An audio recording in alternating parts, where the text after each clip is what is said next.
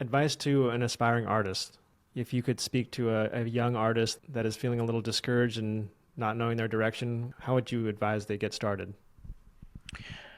Well, I always advise people to have a drawing journal that is something that you can keep your notes in. I'm talking about a physical journal, and find their favorite drawing instrument. Like it might be a particular kind of fountain pen, or it might be a Sharpie of some kind. Everybody's got a different preference. So you pay attention to the things that you really love when you go to the art store. And maybe there's certain things you can't afford right now, but you covet, so you save for that kind of stuff. Take art every day, Alex. Yeah, I think that exactly. Alex does it. So do I. Well, yeah, in my sojourns into various museums, if the artists that you love are in museums like Van Gogh was for me, you can go around and like hang out with the painting for a while, that people will come and go, but you can hang out there and have a relationship with the artist through the painting. It's like a little telephone device, a little modem to the spirit of Van Gogh, who I think is willing and available for people who are serious and interested.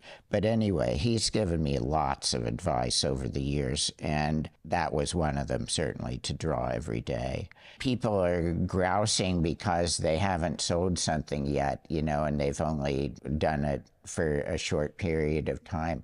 You look at Van Gogh, there's somebody who basically changed the world, and is revered around the world, but never got a taste of that in his own lifetime. And so it's a tragic but really valuable case of here's a case where a spirit downloaded a cascade of impastoed soul into the world. And it could have been thrown out in the trash if it weren't for Johanna Bonger, God bless her soul, who was married to Theo, Vincent's brother. And she's the one the world should thank, for Vincent, because it was her doing that made his life a career, now a household word. So the unlikeliest of things can happen. Sometimes the greatest of works were done in complete privacy. Do it.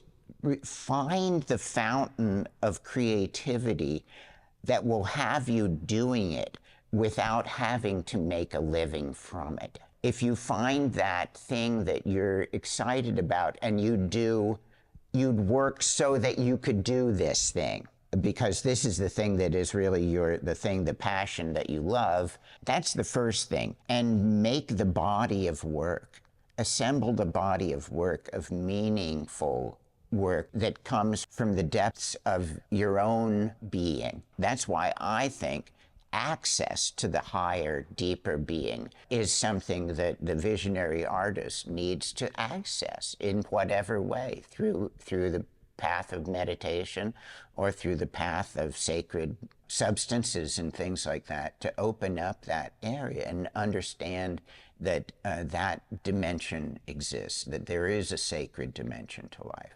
So you're growing your soul, and the creative outlet for that soul growth then becomes a benefit to the world.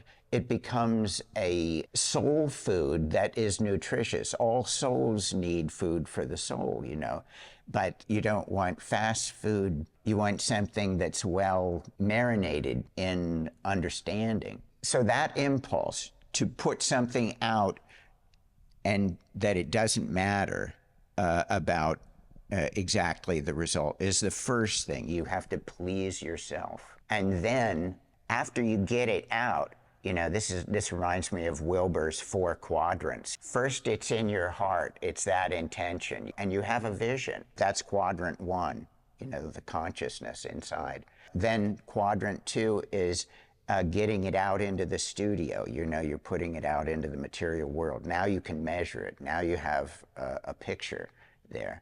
but it's still in the studio. So now quadrant 3 is all the systems in the world that you can bring your artwork into. You know, it's the gallery system, it's Instagram, it's like the cafe, you know, it's like a t-shirt, a tattoo, all the different ways of getting this iconography transmitted into the systems. And then quadrant 4 is the integration of those images and the discussion of it, one person to another. What do they think it's about and stuff like that. Like reviews. Exactly. And the like button. That's culture. Response from the community, from the collective to your work. That's culture. Then within that, it's born again. You know, there's a new seed that comes because it's a new culture and a new understanding. So this is the spiral evolution of consciousness that occurs in all of the evolving creative arts. So schooling oneself in the understanding of creativity, I think,